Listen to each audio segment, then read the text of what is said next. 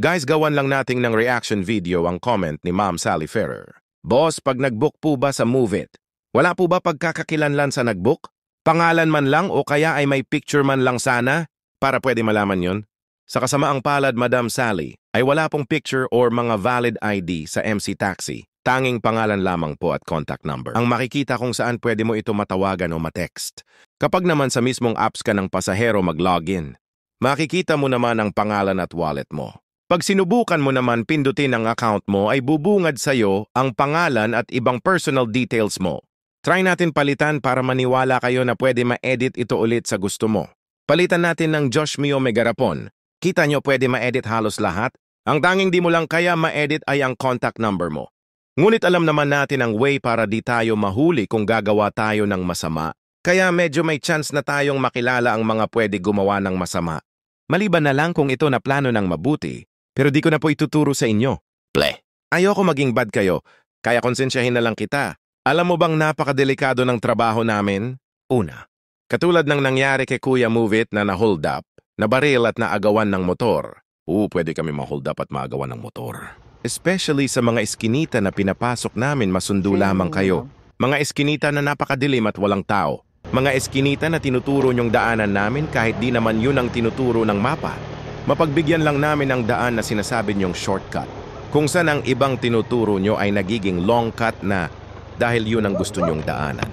Mga delikadong daan na pwede namin sapitin ang holdapan na nagiging sanhi upang manlaban at pwede namin ikamatay. Kaya wag nang pumalag. Alam natin na mahalaga ang bagay na yon. Pero mas mahalaga ang pamilyang naghihintay sa atin na makauwi tayo ng ligtas.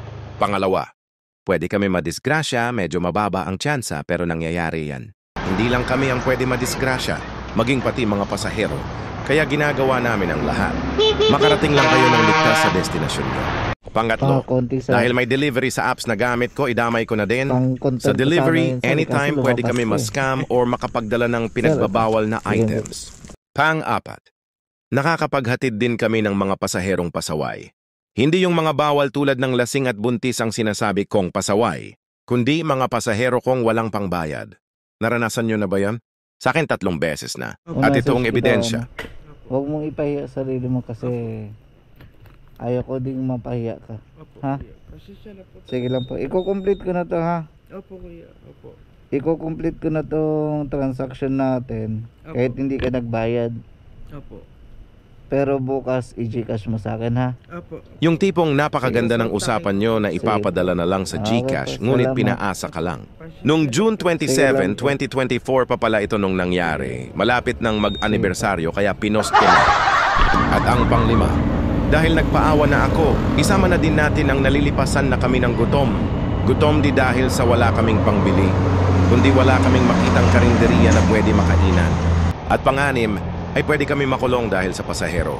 Mismo ang may dalang pinagbabawal o illegal items. Kaya siguraduhin nyo na laging nakabook sa apps ang mga pasahero nyo. Di lang dahil sa pwede kayo ma-deactivate sa mga company natin, kundi pwede kayo masangkot sa mga illegal na gawain. At yun ang pinakamasamang pwede namin maranasan. Shout out naman natin tong makukulit na trupa ng pasahero ko. Hoy, wait lang, shoutout po tayo, shoutout. Shoutout nga pala sa anak ko dyan, baby ko dyan. Boss, okay na boss. Okay na. Subscribe na rin boss. Thank you. Shoutout. Dito dito. Griyambar yung matangay, griyambar. Kaya griyambar namin, 25 lang. Boss, ingat boss. Thank you.